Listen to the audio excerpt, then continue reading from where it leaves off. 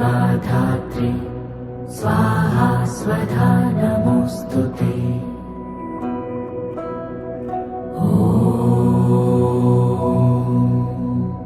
जयन्ती मङ्गला काली भद्रकाली कपालिनी दुर्गा क्षमा शिवा धात्री स्वाहा स्वधा नमोऽस्तु ते।